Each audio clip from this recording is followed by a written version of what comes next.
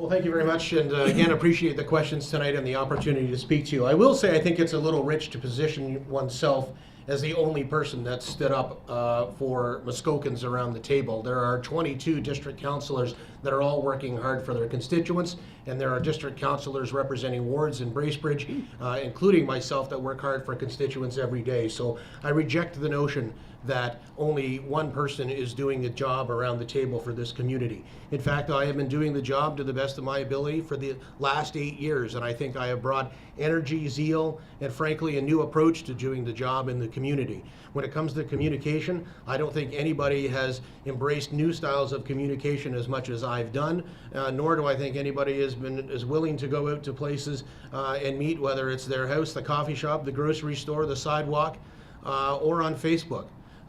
Doing Q&As, doing town halls, answering questions for 3 hours at a time with bad typing skills at that, but still willing to do it. So, I really think I have done my very best to get the message out there to the residents in Bracebridge and beyond. And I think that's been recognized, and I'm happy that it's been recognized by other leaders in Ontario that have asked me to fill some certain roles representing small urban communities, and I've been proud to do that. And it's been suggested, I think, in the paper a couple of times that that takes away from my roles here. It certainly does not. It makes me a better mayor in this community because I know that I need to learn from others. I need to learn from other great community leaders throughout Ontario and bring that home and use those approaches here. So, I'm proud of my work for municipalities in Ontario, and I'm proud of my work in Bracebridge.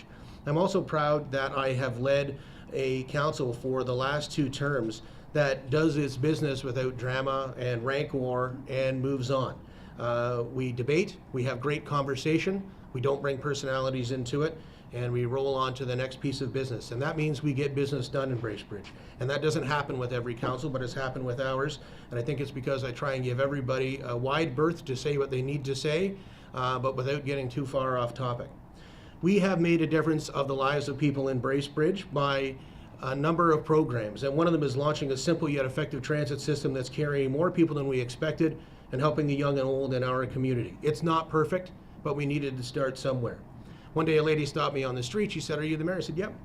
She said, "I just want to tell you that I've been taking the taxi to see my grandson across town several times a week, and I don't have a lot of money, and it's been a lot of money to do that, but now that I can take the bus, I don't have to spend my money to get to my grandson. I can spend that money on my grandson." That's why we do things in this town. That's why we build social infrastructure in this town as much as we build core infrastructure.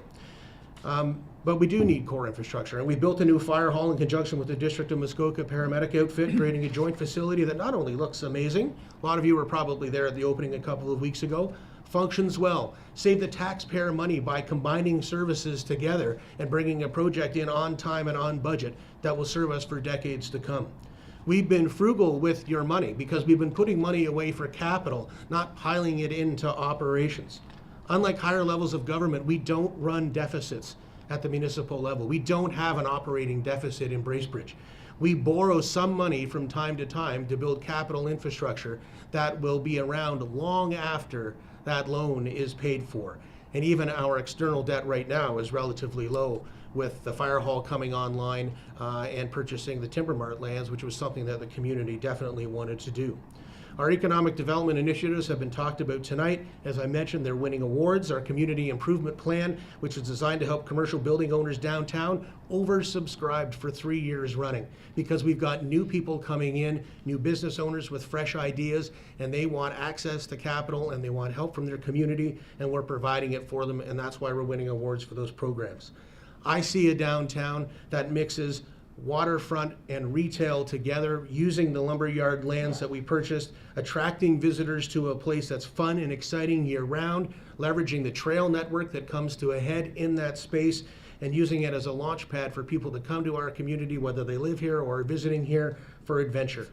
We need to complete our new arena complex quickly. I've been advocating with the province for funding for that project. Frankly, it is time they stepped up. They have not provided reliable or consistent funding for recreation and culture projects for several years. We've been good soldiers. We've waited. We need our share. And lastly, we must always be listening to you as much as we have that guiding document in the strategic plan that I mentioned. It's just a guide. Things change, ideas change, opportunities come and go. We need to be nimble and respond when needed.